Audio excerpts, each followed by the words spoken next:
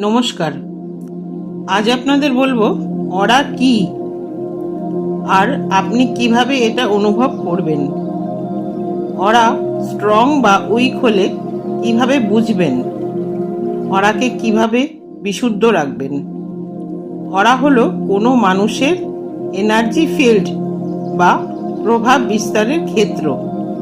একে আভামণ্ডলও বলা হয়ে থাকে।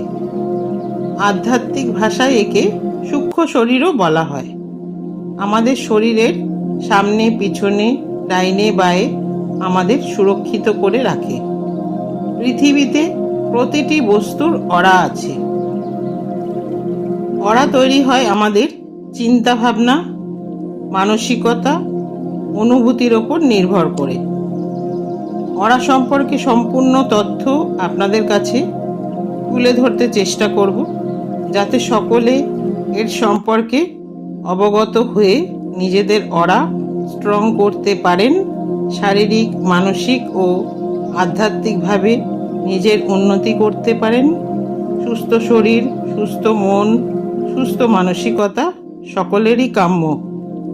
লাইক দিয়ে পাশে থাকবেন, ভালো থাকবেন, সুস্থ থাকবেন। নমস্কার।